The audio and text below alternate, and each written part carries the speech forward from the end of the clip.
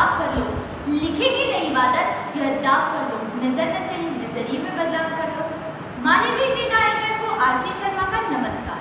मैं आरजी शर्मा स्वामी आत्मानंद उत्कृष्ट अंग्रेजी माध्यम विद्यालय अंबागढ़ चौकी से कक्षा 10वीं की छात्रा।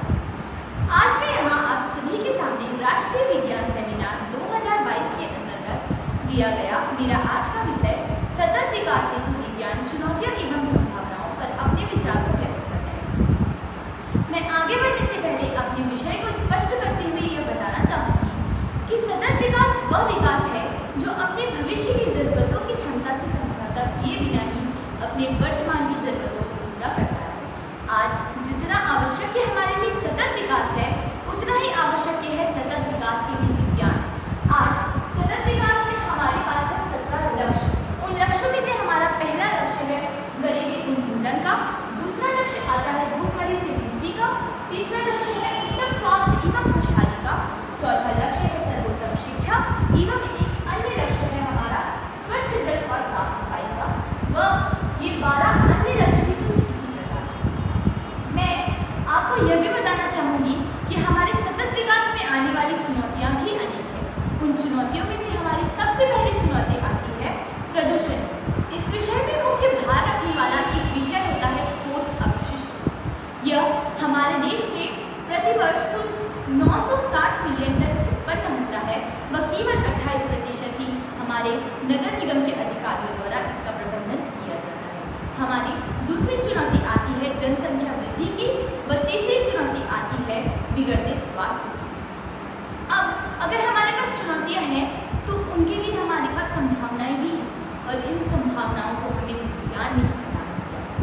जैसा कि मैंने अपना पहला विषय लिया था ठोस अपशिष्ट का, तो आज ठोस अपशिष्ट को हम विज्ञान और प्रौद्योगिकी का उपयोग कर ठोस अपशिष्ट प्रबंधन के द्वारा उस पर नियंत्रण पा सकते हैं। और दूसरा विषय जैसे कि मैंने लिया था, दूसरी चुनौती मैंने ली थी बिगड़ते स्वास्थ्य की, तो इस विषय में मैं इधर उधर न जाते हुए सीधा उदाहरण लेना चाहूंगी कोरोना काल के उस समय का, जब हमने वैज्ञानिक वस्तुओं का उपयोग करके ही इस महामारी में नियंत्रण पाया था।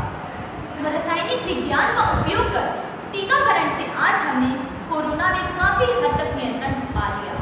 यह भी तो हमारा सतत प्रयास रहा है कि 2008 के बाद हमारे देश के प्रधानमंत्री व वैज्ञानिक के सिवन द्वारा 22 जुलाई 2019 में चंद्रयान-2 को लॉन्च किया गया। चंद्रयान-2 से निकलने वाला विक्रम लैंडर अगर सही तरीके से लैंड कर गया होता तो आज और हमारे कल के भविष्य में आने वाली कई चुनौतियां संभावनाओं में परिवर्तित हो गई। मैं आपको यह भी बताना चाहूंगी कि आज all India council for robotics and automation ने एक नई पहल टेक स्टार्टअप प्रोग्राम को शुरू करने की घोषणा की। यह हमारे देश के रोबोटिक्स प्रोसेस पर कार्य करेगा। रोबोट ऐसे पर्यावरण में भी काम करने के लिए अनुकूल होते हैं जो हम जैसे मनुष्यों के लिए असुरक्षित होता है। इसका उदाहरण है रासायनिक एवं परमाणु उद्योगों का।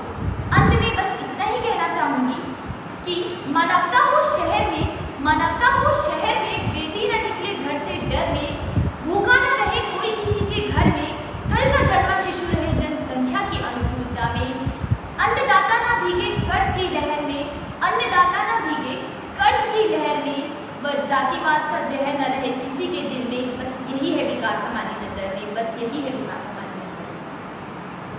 ठीक है आप जी, तो आप बताइए भारत के परिप्रेक्ष्य में आप विज्ञान की किन संभावनाओं को देखते हैं?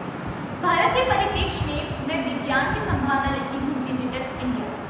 जिस दिन हमारा भारत पूर्णतः डिजिटल इंडिया के रूप में प्रस्तुत होगा, उस दिन हमारा भारत डेवलपिंग कंट्री से एक डेवलप कंट्री में गिना जाएगा।